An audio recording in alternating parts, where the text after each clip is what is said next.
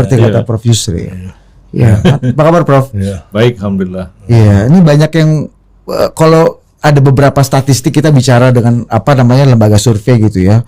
Ternyata masih ada sebagian lumayan besar angkanya para pendukung Gerindra dan Pak Prabowo yang masih belum tahu kalau Pak Prabowo itu ternyata sudah menjadi bagian dari kabinet Pak Jokowi. Masih mendukung, masih berseberangan dengan Pak Jokowi. Nah, selama ini dulu di awal-awal masa Pak Jokowi, kita tahu Prof Yusril dan PBB ini kan masih cukup agak diametral nih kondisinya, Prof. Nah, kemarin itu kita ngelihat acara rakernasnya PBB kalau nggak salah, itu Pak Jokowi rasa nyaman sekali. Feels at home. Feels at home. Ini jangan-jangan pendukung PBB nggak tahu lagi kalau Prof Yusril udah dukung Pak Jokowi sekarang.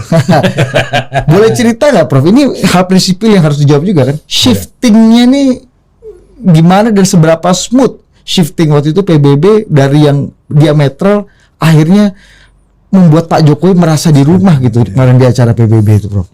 Iya, politik itu sangat dinamis ya. Banyak sekali pilihan-pilihan yang tersedia, banyak sekali kemungkinan yang terbuka. Dan orang yang terlibat dalam politik itu tentu bukan hanya berpikir dengan otaknya, tapi juga merasakan sesuatu dengan hatinya. Jadi dinamika itu diamati, dicermati betul, ya.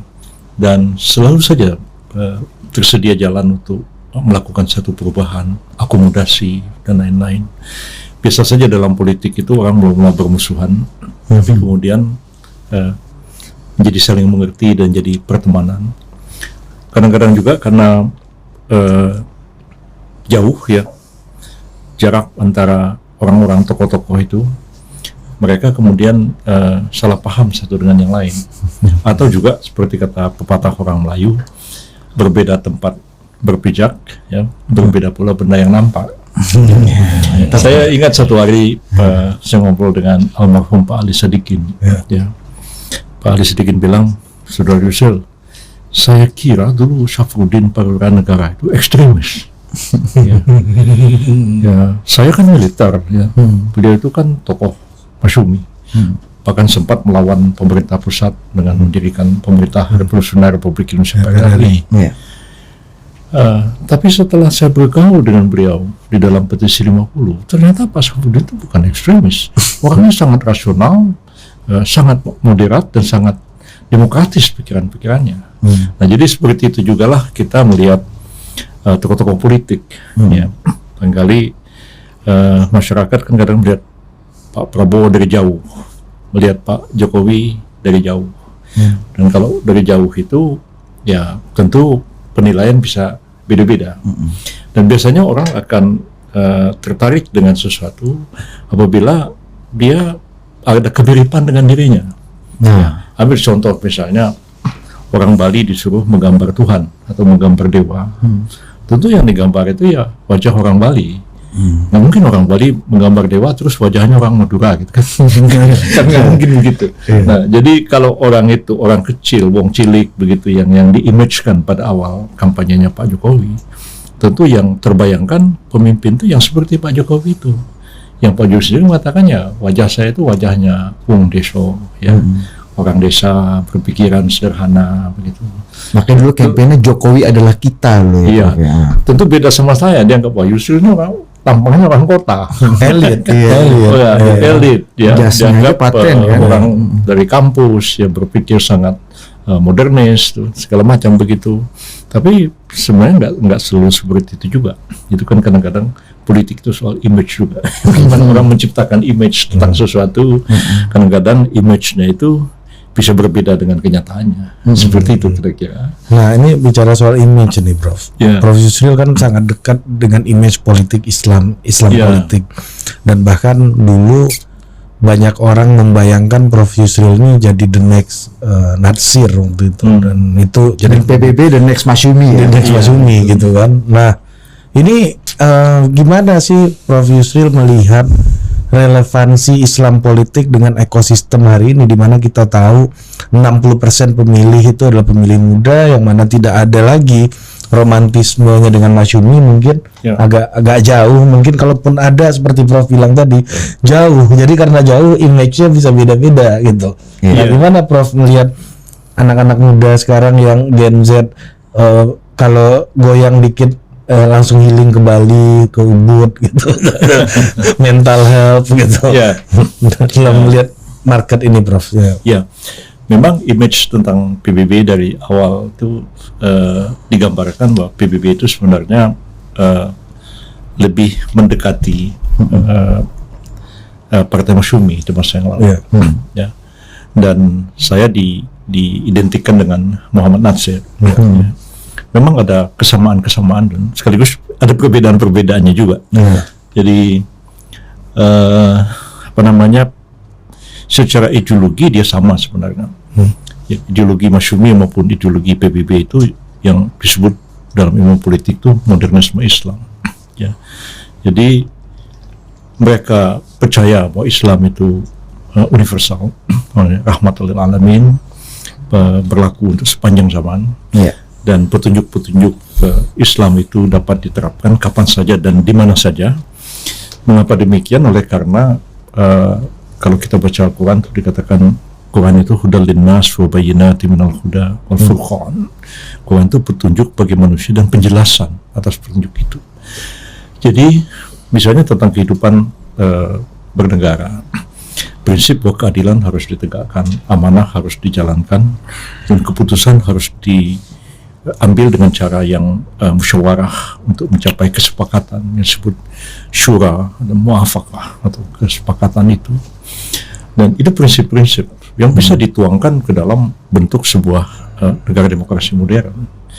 Jadi orang modernis itu percaya Islam itu universal dan dia dapat ditafsirkan ulang untuk menghadapi situasi zaman yang berubah, lokasi tertentu, tempat dan tertentu, dan mereka tidak terlalu terikat kepada tradisi masa yang lalu. Tradisi dipelajari, ditelaah, tapi tradisi itu tidak mutlak harus diikuti seperti itu. Itu bedanya orang modernis dengan orang tradisionalis. Kalau tradisionalis, tradisi diikuti terus sampai ke jauh. Sebaliknya juga yang fundamentalis. Saya pernah melakukan studi, saya mencapai doktor dalam ilmu politik, menulis disertasi tentang studi tentang Partai Masyumi yang modernis dan Partai Jamaat Islami Pakistan yang fundamentalis di bawah pimpinan Said Abdul Alam Maududi.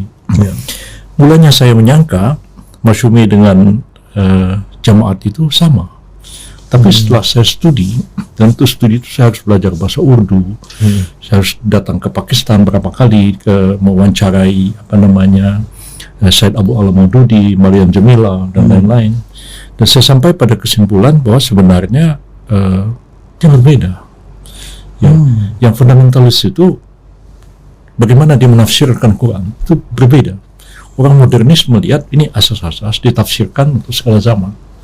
Mereka menafsirnya cenderung rigid, kaku, dan visinya terhadap dunia politik itu berbeda. Kalau orang modernis itu lebih melihat keadaan sekarang dan membawa ini ke depan. Jadi problemnya bagi dia how to Islamize the country, bagaimana mengislamkan apa yang ada ini. Tapi kalau fundamentalis, dia mau bubarkan semua, dia mau hancurkan semua, dia mau kembali kepada zaman Nabi dan Khulafaur Rasyidin. Jadi memang berbeda jauh. Jadi kalau saya membaca draft Undang-Undang Dasar Republik Indonesia tahun 1957 pada waktu mulai sidang konstituan, Partai Masyumi itu membentuk tim terdiri atas 13 orang dan mendraft rancangan undang-undang dasar yang mau dibawa ke konstituante. Versi Masyumi. Dan mereka ada dua alternatif. Pertama, Republik Indonesia berdasarkan Islam, atau yang kedua, Republik Islam Indonesia berdasarkan ketuhanan yang Maha Esa. Tapi seluruh undang-undang dasar sementara 50 itu diadop, kecuali diberi dasar Islam tadi. Jadi sebenarnya mereka ingin Indonesia yang seperti ini, tapi bagaimana mengislamkan Indonesia itu, bukan dihancurkan semua terus dibikin yang baru. Itu bedanya Masyumi dengan Darul Islamnya Kartosuwiryo. Ya, itu jauh berbeda sebenarnya. Walaupun sering orang PKI bilang katanya Masyumi dengan DI itu identik. Beda sama sekali. Nah, begitu juga Karena baca judul ini. iya. Saya Clickbait. sebenarnya ada banyak tipologi gerakan Islam ya. Dan kalau di sini ada NU yang dalam tanda kutip dibilang tradisionalis. Tradisionalis itu bukan negatif ya. Iya. Artinya mengikuti tradisi. Iya. Ya. Jadi tradisi Islam dan tradisi Jawa dipadukan ya, dengan sarungnya, dengan apa segala macam. Kalau kata Gus Dur, pribumisasi Islam Iya. seperti itulah. Kalau orang modernis ya model saya ini, model Muhammad Natsir, model Muhammad Rum, Safruddin segala macam. Mereka umumnya berpendidikan Barat. Itu terasa dengan Natsir itu sama. Pak Natsir itu sekolah Belanda. Saya juga nggak pernah sekolah di pesantren, ya. Saya sekolah biasa begitu, tapi pernah sekolah madrasah pernah. Lalu kemudian sampai di UI, sampai teruslah begitu studi. Tapi mereka punya komitmen yang cukup tinggi kepada Islam dan meyakini Islam itu sebagai nilai-nilai yang berlaku universal, tidak nabrak siapapun sebenarnya, dia bermanfaat bagi siapapun, baik Muslim maupun non-Muslim, dan mereka terbuka. Ya. Jadi saya tidak begitu, saya melihat misalnya dulu yang Pak Natsir jadi organisasi pemuda itu Young Islam Itenbon namanya, ya. Itu sama-sama Young Java, Young Sumatera, Young Ambon, ada namanya Young Islam Itenbon. Itu tokoh-tokohnya ya Natsir, ya apa namanya Muhammad Rum, Kasman Singodimujo, orangnya pakai jas, pakai dasi. Jadi kadang-kadang kalau saya dilihat dari segi penampilan, ya, di kalangan orang PKS mungkin saya dituduh orang sekuler, tapi di kalangan sebagian apa namanya orang Kristen, minta maaf ya, saya berapa yang lalu ketemu Pak Pandana Baban, mungkin di kalangan Anda saya orang fundamentalis, jadi yang benar yang mana? Jadi saya bilang yang benar saya orang modernis, jadi yang selalu akomodatif terhadap kemajemukan masyarakat kita. Jadi cara berpikir Pak Natsir dengan cara berpikir saya nggak banyak beda sebetulnya, dan saya ikut Pak Natsir itu 16 tahun. Ya, satu ruangan seperti ruangan ini, di situ meja Pak Natsir, di sini meja saya, dan kita bekerja. Beliau kadang-kadang ngobrol dengan saya, kadang-kadang justru coba dibuatkan surat di konsep ini, dan saya sebenarnya pertama kali saya menulis pidato Pak Natsir. Iya. Awal belajar pidato di situ, bro. Mantap juga bridgingnya. Tapi Pak Natsir sendiri sebenarnya speechwriternya Bung Karno pada masa revolusi. Jadi Pak Natsir mengatakan Bung Karno tidak akan baca pidato sebelum dia tanya Natsir sudah baca apa belum draft ini. Nah, jadi di situ saya belajar nulis apa namanya. Sering tulisan-tulisan Pak Natsir itu sebenarnya nulis saya.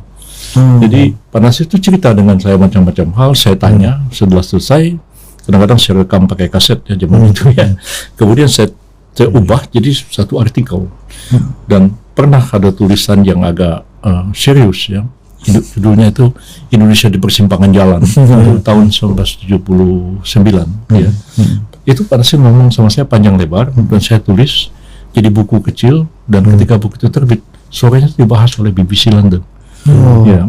Atas nama Muhammad Natsir. Oh, nggak tahu kalau saya. Ghostwriternya Yusri Sama Hendra. Pada waktu itu, tapi setelah saya selesai tulis, saya kasih ke beliau. Iya, Dan pasti. beliau koreksi-koreksi. Jadi.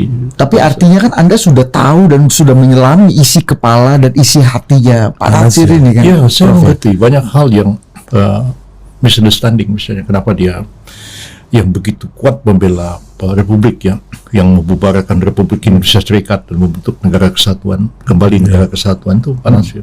Ya, kenapa tahun 1958 dia bergabung dengan PRRI misalnya kan, dan cukup lama Pak Harto kalau ngomong sama saya selalu Pak Harto kata-kata, Ril, kamu itu kan apa namanya Natsir Buddha. Orangnya Natsir. Kenapa Pak? Jadi Natsir itu kan Masyumi itu ikut berontak kayak gitu. Jadi yang ada di otaknya Pak Harto ya orang seperti Pak Natsir pemberontak, dan cukup lama image seperti itu. Ya. Baru pada masa SBY Pak Natsir itu kemudian direhabilitasi dan diangkat sebagai pahlawan nasional. Ya. Juga Safruddin Perwira Negara juga sama. Jadi sebenarnya orang modernis itu cukup akomodatif ya. Dia menghargai kemajemukan, tidak saja internal di dalam umat Islam, tapi juga kemajemukan masyarakatnya. Jadi Pak Natsir ketika disuruh membentuk kabinet Natsir tahun 1950, di dalamnya itu ada 2 orang Katolik kalau nggak salah, ada 2 orang Protestan, ada orang Hindu, bahkan ada tokoh kebatinan, Mr. Wongsunegoro yang diangkat menjadi Menteri Kehakiman pada waktu kabinet Natsir. Yang salah seorang itu mungkin saudara kenal, Hilmi Yohanes ya. Itu bapaknya tuh Profesor Herman Yohanes. Itu menjadi Menteri PU, diangkat oleh Muhammad Natsir di dalam kabinetnya. Yang ada di uang kertas itu ya, Ari. Kalau uang kertas bukan, kayaknya itu uang kertas zamannya Bung Karno ya. Masih awal kemerdekaan tuh tahun 46. Tapi kan ada gambarnya Herman Yohanes.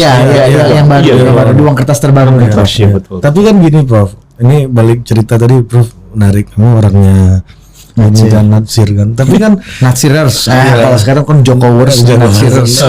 Tapi kalau di zaman Pak Harto kan bukannya lebih akomodatif kepada pemberontak di zaman Bung Karno sebenarnya. Artinya yang menjadi musuh atau menjadi yang berdiametral dengan Bung Karno adalah teman saya. Kayak Pak Mitro misalnya kan.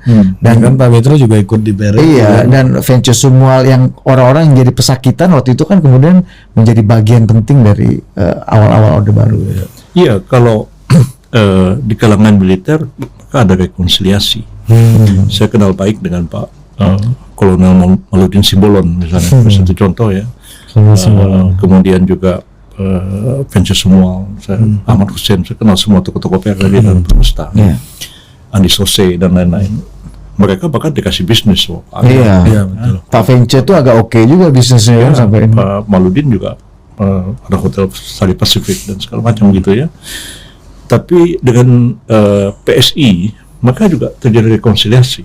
Biasanya Pak Sumitro masuk ke dalam dan tokoh-tokoh ekonom yang sebenarnya pengikutnya Pak Mitro dan Berkeley istilahnya kan pada. Tapi sayangnya tidak dengan Masyumi. Karena ada keinginan ingin membuat reborn lagi itu mungkin Prof. Atau karena ada keislamannya di situ. Itu salah satu faktor. Jadi Harto itu memang perlu waktu lama sekali baru bisa memahami Islam itu seperti apa. Pak Harto seorang Muslim, masih kecil sekolah di Muhammadiyah ya. Tapi sebagai militer itu selalu ada kekhawatiran, bahkan kalau tidak ketakutan terhadap munculnya kekuatan politik Islam. Jadi saya kira mungkin orang-orang PSI pada waktu itu ketika Pak Harto mengambil alih kekuasaan dan baik orang PSI maupun orang Masyumi kan semua dipenjarakan pada waktu itu. Musuh Soekarno semua ya.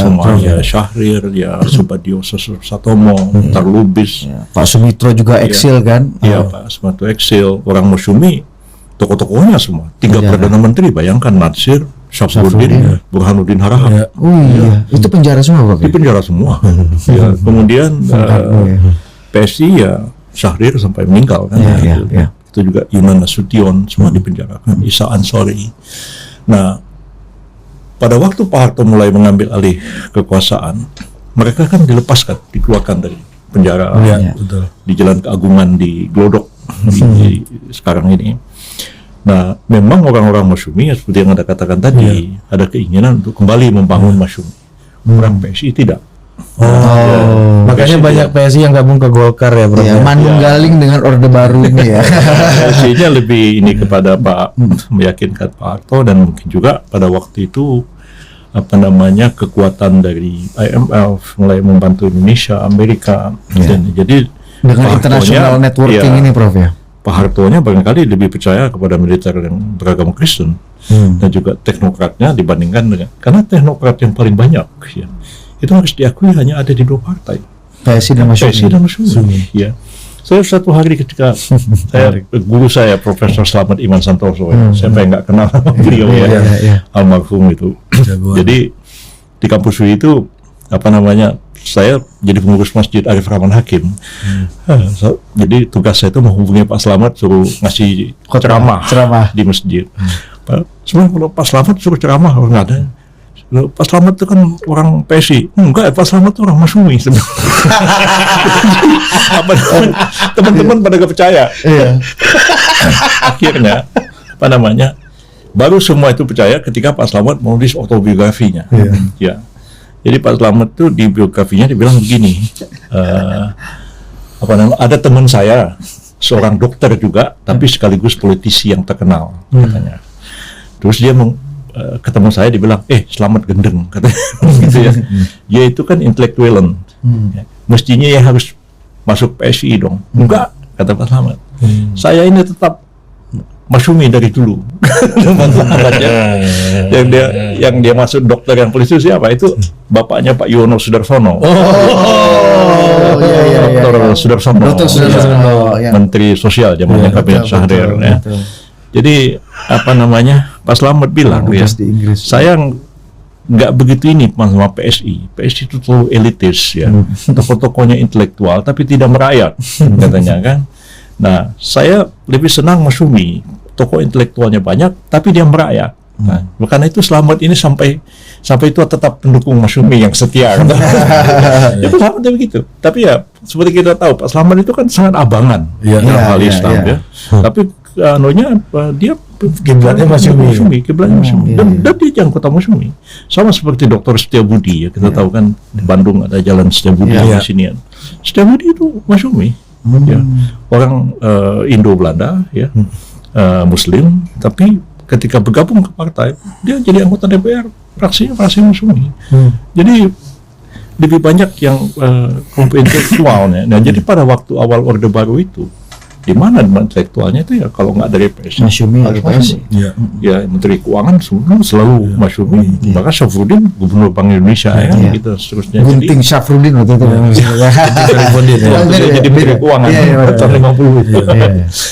Nah, jadi Pak Harto kan harus tidak hanya militer. Nah, makanya yang direkrut yang lebih banyak yang dari PSI. Dan saya kira mungkin juga ya, saya tidak menyalahkannya, tapi situasinya pada waktu itu masih ada keraguan-keraguan di kalangan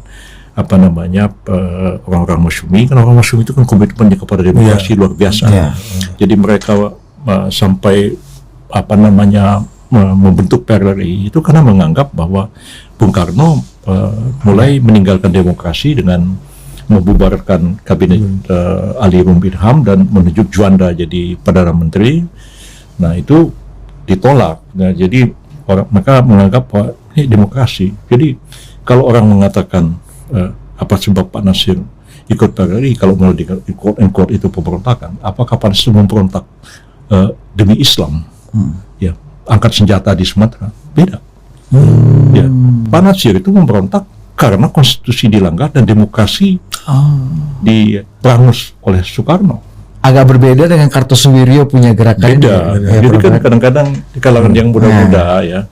Jadi kan menarik. Banyak tahu tentang masyumi hanya kulit-kulitnya saja, tidak pernah studi mendalam tentang masyumi. Jadi melihat sesuatu itu ya ibarat kalau orang sudah meninggal terus dibikin patung, ya sebenarnya kan bukan orang itu lagi, yang ada itu kan patung, ya kan. Dan ketika patung, ya, image tentang orang itu sudah jauh berubah, ya. Jadi yang dikenang orang itu yang baik-baiknya, yang bagus-bagusnya, yang itu dilupakan, ya seperti itulah. Jadi masyumi pun seperti itu juga, sama seperti misalnya orang melihat yang paling ideal. Ya, mengembalikan pemerintahan katanya ke zaman Khulafaur Rasyidin, 4 sahabat Nabi. Sebenarnya kalau kita kaji dengan sejarah, ya, yang namanya politik itu nggak terlepas daripada konflik dan pertikaian. Di zaman Khulafaur Rasyidin itu pun bukan tidak ada konflik dan pertikaian.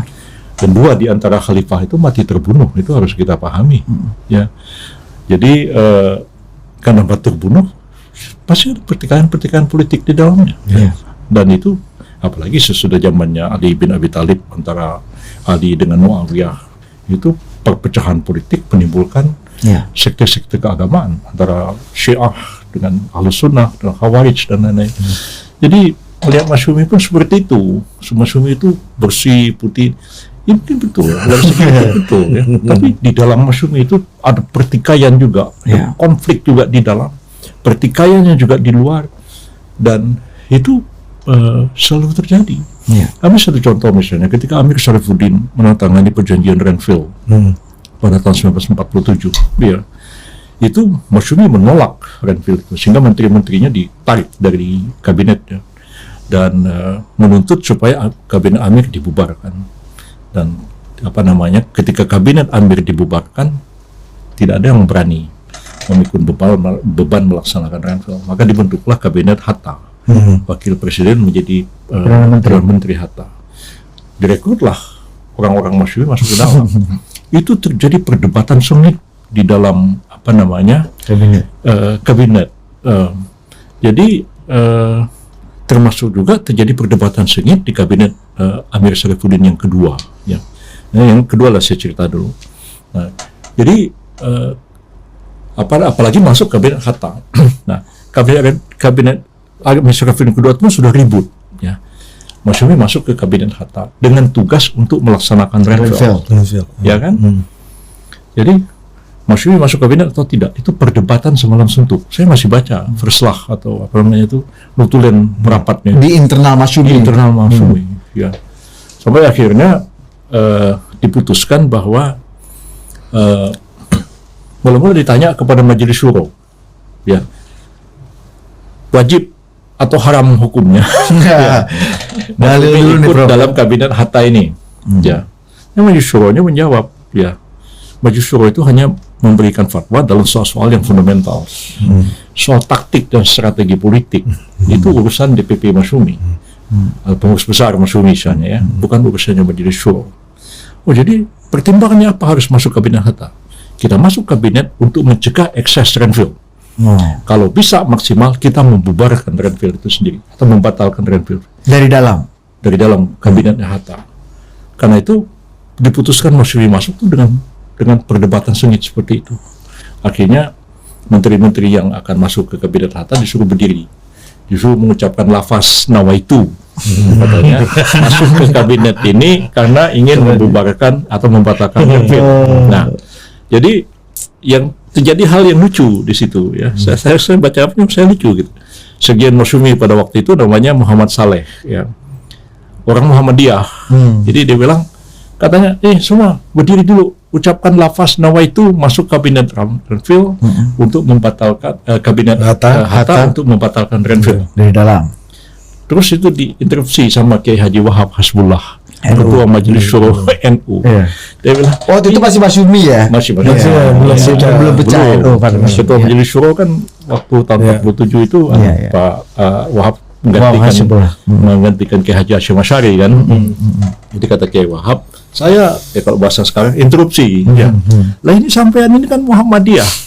Lo kok orang disuruh nawaitu? Bacakan nawaitu. Iya, selama ini kok nolak nawaitu. Kata malah orang itu orang ini yang mengingatkan, kamu harus kembali ke kita. Dia protes kepada Muhammad Saleh yang sekian Masyumi. Akhirnya ketawa semua. Dan akhirnya ya dilafazkanlah, dan kemudian kita tahu itu masuk ke kabinet Renville, dan memang mereka bubar kabinet Hatta, bubarkan Renville. Dan kita tahu pada waktu itu kan mulai ketegangan antara PKI dan Masyumi, karena kan Masyumi mengatakan ini kabinet Masyumi yang dipimpin oleh Hatta.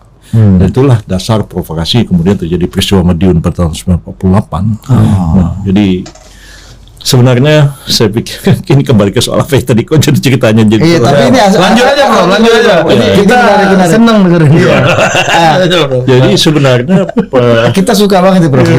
Nanti boleh yang duniawi nanti abis ini. Tokoh-tokoh yang Masyumi itu memang orang-orang yang berpendidikan yang barat, yang kadang-kadang ya dari segi penampilan apa begitu, ya kadang-kadang ya masih beda dengan para kiai NU, itu harus diakui. Ini seperti Prof Yusri dengan pakai jas, pakai ini. Apalagi pakai dasi kan dulu haram pakai dasi. Kalau sekarang orang NU pakai dasi juga. Caimin kan pakai dasi. Kalau sekarang dianggap Prof Yusri ngomong keislaman dan ke-Indonesiaan, mana nih sarungnya, mana jubahnya, mana kopiahnya gitu. Iya begitu. Mana jenggotnya, mana peci putihnya, mana jubahnya lagi. Mana jubahnya. Jadi saya pikir ya memang yang diperlukan ke depan, ini menjawab awal pertanyaan tadi. Sebenarnya Indonesia yang maju dan modern, menghargai kemajemukan, yang demokratis, negara yang berdasarkan Pancasila seperti ini. Tapi nilai-nilai Islam itu terimplementasikan dalam kehidupan masyarakat, bangsa dan negara kita.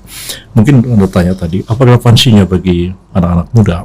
Saya pikir ya, tesis sekularisasi oleh para sosiolog Barat itu banyak nggak terbukti. Tucker Parson ya, apa namanya, pokoknya makin modern sebuah masyarakat makin sekuler. Ya mungkin dalam sejarah Eropa, Amerika iya. Tapi di banyak negara-negara Muslim justru yang terjadi sebaliknya. Ya, kesadaran kepada Islam itu sebagai satu agama universal justru tumbuh pada saat mereka mengalami kemajuan ekonomi. Ya, seperti kita lihat Malaysia, ya, kemudian Turki yang sekarang kita lihat kan. Di Turki itu sekularisasi terjadi zamannya Atatürk tahun 1924 ya. Selama lebih 70 tahun dan tiba-tiba ekonomi Turki berantakan, tentaranya juga ya amburadul. Kemudian justru Partai Islam menang di Turki dan kemudian tapi bukan Partai Islam Erdogan itu bukan Partai Islam yang fundamentalis tradisionalis, itu sangat modern visinya dan kemudian itu diikuti.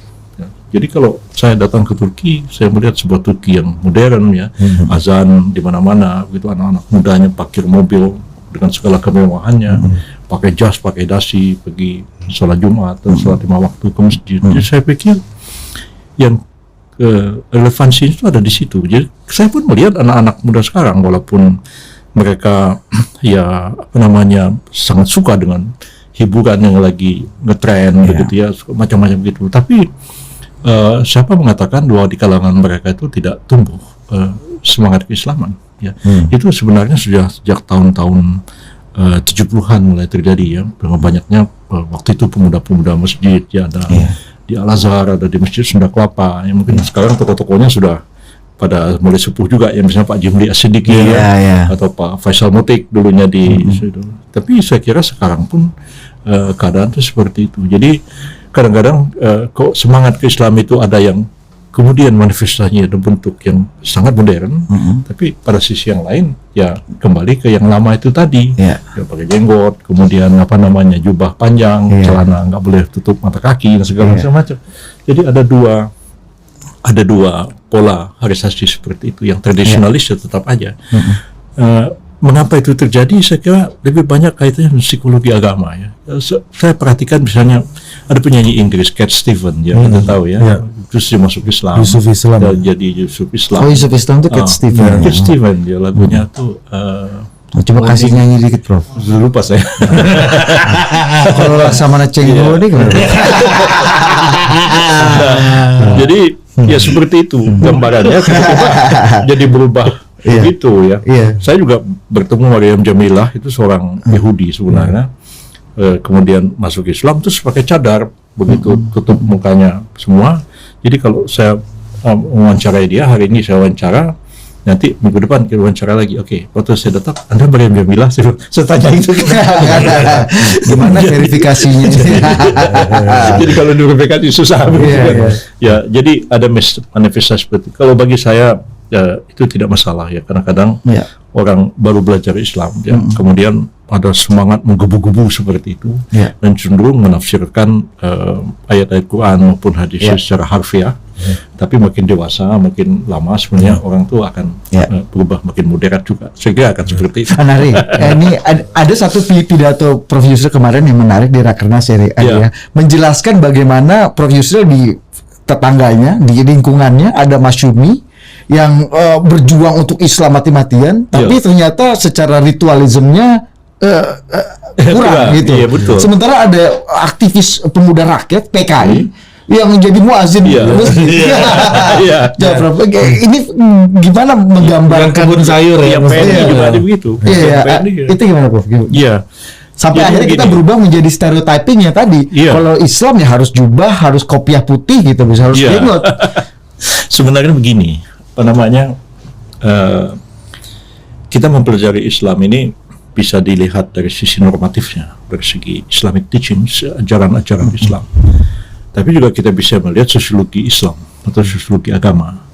bagaimana ketika Islam itu hidup di masyarakat dan dia mempengaruhi kultur masyarakat itu. Jadi semua agama itu mengalami transformasi dan menghadapi benturan dengan budaya lokal. Dan ketika menghadapi benturan itu, ya, kemudian ada varian-varian muncul. Nah, seperti misalnya ketika Islam itu masuk ke satu daerah yang dulunya tidak ada penganut agama yang besar di situ, maka dia masuk tuh lebih dalam, seperti di Aceh misalnya. Tapi ketika masuk ke Jawa, dia berbenturan dengan Hindu dan Buddha yang sudah begitu dalam pengaruhnya, dan melahirkan satu tipologi tertentu. Nah, kalau kita tidak memahami sosiologi Islam atau sejarah Islam, jadi kita mudah menyalah-nyalahkan orang lain. Ya.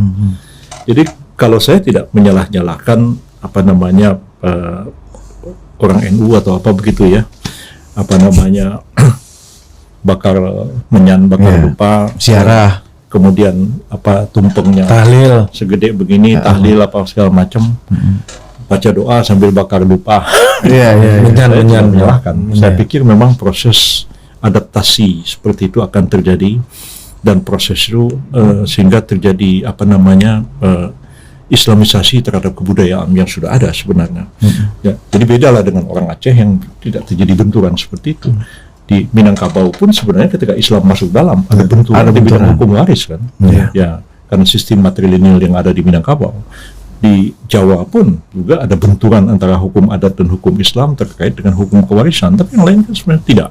Nah, jadi ada orang-orang yang dalam politik Islam itu komitmennya kepada Islam sangat tinggi, ya.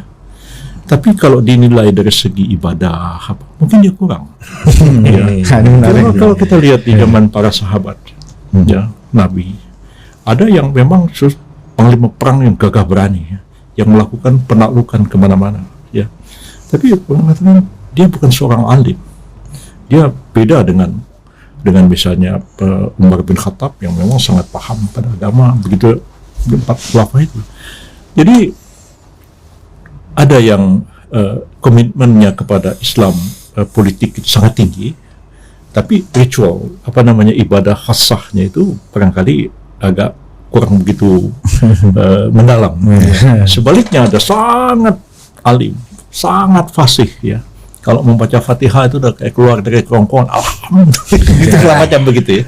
Dibanding orang yang sebenarnya saya kenal, misalnya almarhum Bapak Muhammad Rum, misalnya satu contoh ya, almarhum Bapak Kasman Singodemujo. Ya, kita kenal baik dengan beliau. Saya masih muda, ikut orang tua itu, mungkin membaca ayat-ayat Quran itu tidak begitu fasih, ya. Karena memang ini orang abangan dulunya itu. Orang abangan masuk yang Islam itu bon, jadi masuk membela Islam habis-habisan. Tapi kecilnya nggak pernah ngaji, gitu ya. Jadi beda. Nah, tapi semangatnya tinggi. Nah, pokoknya ekstrim yang saya katakan yang di kampung saya tadi itu, ya, itu ada yang grup yang apa namanya pembela Islam, tapi dalam hal ibadah kurang. Ya, di Masyumi itu pun ada pola seperti itu. Ya. Habis satu contoh yang abangan di Masyumi itu ya Dr. Skiman ketuanya, ya, Masyumi yang pertama, Muhammad Rum, Pak Kasman Singodemujo.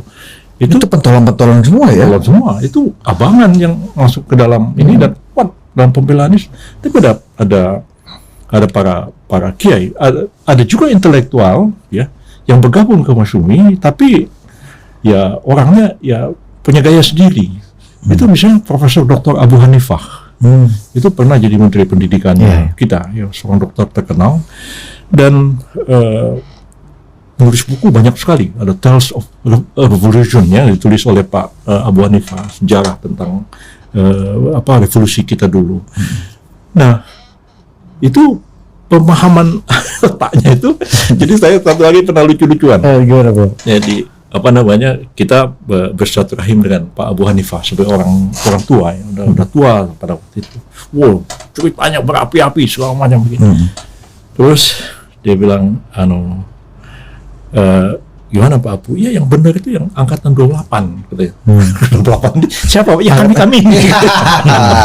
Abang dulu ini. Pak Abu Hanifah itu kan salah seorang yang Sumpah Pemuda itu. Ya. Nah, jadi saya cerita dengan Pak Nasir. Pak Nasir ketemu Pak Abu Hanifah kemarin. Pak Penasih ketawa gitu. Ngomong apa Abu? Katanya gitu. Saya bilang ya dia cerita begini-begini loh Pak Abu. Oh iya katanya. Ya kan Pak Abu ini kan tokoh masyhur juga. Iya, tapi ya Abu itu ya grup Masyumi bagian dansa-dansa kan. Ya, jadi grup Masyumi tradisi PSI. Grup dansa-dansa katanya begitu. Jadi ya ada yang begitu. Tapi komitmennya kepada Islam sangat tinggi. Dan saya melihat perdebatan misalnya di Genip tahun 48 ya. Tentang wajib atau tidak pendidikan agama itu diajarkan di sekolah. Itu terjadi perdebatan antara Abu Hanifah dengan Rangkayo Rasuna Said. Ajar Rangkayo. Kuningan. Rasuna Said itu Masyumi juga. Dia utusan Muslimat Sumatera. Itu berdebat dua orang ini sama-sama Masyumi. Abu Hanifah mengatakan pendidikan agama itu wajib diajarkan di sekolah. Rangkayo Rasuna Said menolak. Nah, jadi perdebatan itu terbaca di dalam rekaman perdebatan tahun 1948 ya, sampai Rasuna Said itu agak bikin kesel orang-orang Masyumi. Abu Hanifah itu ketua fraksi Masyumi di Genip pada waktu itu. Orangnya sekuler begitu kelihatannya begitu ya. Tapi powerful ya secara ini ya. Sangat powerful. Nah, peran politik. Jadi memang ada yang fasih keagamaannya ya ada. Jadi agak beda-beda lah. Di sisi yang lain juga gitu Prof. Gitu. Jadi sebagai satu contoh gini lah ya. Ketika tahun 1959 ya, waktu Bung Karno mulai menerapkan Nasakom ya, itu saya diceritakan sama Pak Kasman Singodumejo. Ya. Pak Kasman tuh dipanggil ya. Prof boleh sedikit agak dekat Prof. Diminta untuk setuju Nasakom. Pak Kasman tuh kan tidak. Ya. Kalau perlu tuan-tuan tembak saya. Tidak. Saya tidak akan setuju. Nah, beliau bercerita seorang kiai besar, ya, yang sangat terkenal sebagai seorang ulama, ya. Tapi ketika ditanya Nasakom itu dia nggak berdaya dan mengatakan, ya, dia terima. Jadi kita lihat Kasman yang tidak begitu fasih membaca ayat-ayat tadi, itu pendirinya tegas seperti itu. Tapi kiai satu ini, ya, menghadapi tekanan yang begitu kuat, dia mencoba mengalah. Dan mungkin ya satu langkah kompromi di sisi awal. Apakah dalam hatinya beliau setuju atau kita nggak tahu. Ya. Tapi Pak Kasman punya seperti itu. Jadi tidak usah kita lihat orang itu dari segi temperamen dan penampilannya. Ya. Tidak usah dilihat apa. Lihatlah bagaimana sikapnya, bagaimana pikirannya, dan bagaimana tindakannya. Dalam pengalaman saya, ya, orang yang kadang-kadang keras sekali omongannya, ya, keras sekali pidatonya, itu belum tentu keras pendirian. Ya, apa namanya, orang seperti Muhammad Natsir itu tidak keras orang pidatonya, lembut, bahasanya bagus, terapi. Ya. Tapi ya pendiriannya, saya mengatakan dia tidak tegas, pendiriannya sangat kuat. Ya. Jadi pernah satu hari saya membaca tulisannya Kiai Haji Isa Ansori, bapak dari Endang Saifuddin Ansari. Ya. Dia punya majalah di Bandung namanya Aliran Islam. Jadi pada tahun 1952 dia bilang situ Natsir seorang filosof. Artikel dia ditulis. Saya baca artikelnya itu, terus Isa Ansari mengatakan Natsir itu lebih cocok jadi filosof daripada jadi ketua Masyumi. Pikirannya begitu dalam, pikirannya ini. Dia nggak bisa fight katanya. Kurang agitatornya, kurang agitasinya kurang. Isa Ansari kan agitator yang luar biasa begitu ya. Sampai ketika tulisan tahun 52 itu saya tunjukkan kepada Pak Natsir kira-kira tahun mungkin tahun-tahun mungkin tahun 88 89 gitu. Pak Natsir baca ulang, terus Pak Natsir senyum-senyum, dia bilang, ya, Isa Ansari bisa bilang saya itu lebih cocok jadi filosof daripada jadi ketua Masyumi. Tapi serius katanya, kapan Isa Ansari pernah angkat senjata memberontak? Nggak pernah kan? Ya memang nggak pernah, sih bilang. Ya, dia bilang, ya saya masuk dalam hutan, saya angkat senjata. jadi dari segi itu kan berbeda. Ya. Sampai Pak Natsir mengatakan pada saya begini, Isa Ansari itu pernah khutbah di Proyek Senen, Lebaran. Habis khutbah itu saya ketawa-ketawa, saya bilang sama dia, kenapa? Saya ketawa-ketawa kan ya. Dia bilang begini, jihad, katanya begitu kan. Nah, kain kafan, apa namanya, di tangan kiri, pedang di tangan kanan, jihad fisabilillah. Nah, jadi waktu Pak Nasir tuh habis khutbah bilang, tadi saudara bilang pedang di tangan kanan, kain kafan tangan kiri. Ya, untuk apa itu kain kafan? Ya. Kalau orang mati syahid kan nggak perlu kain kafan. Kenapa saudara Jahil juga. jadi apa namanya?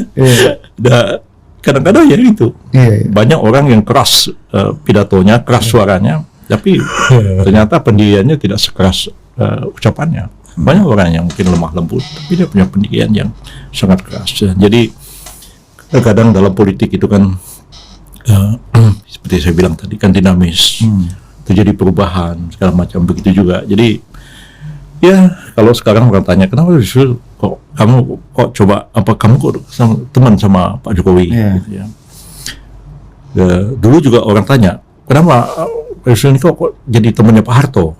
Ya. Nah itu nih, ini mau masuk itu pertanyaannya tadi kan. Saya mau istirahat dulu, saya berangkat.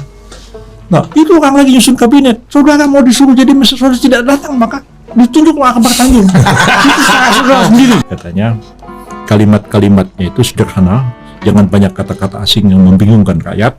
Ya, Pak Harto sendiri bisa keselio lidah bacanya begitu ya, marah-marah kan, marah-marah pakai celana pendek. Tadi saya, saya lagi sibuk, nulis pidato. Jadi pidatonya itu ketiknya itu mesin tik ya, tak Trek. Ini kan Pak Mulyono ketawa-ketawa gitu. Itulah gunanya sampean kita ajak tuh supaya sampean yang bilang enggak sama Pak Harto. Pak Mur aja yang bilang enggak, mana berani kita.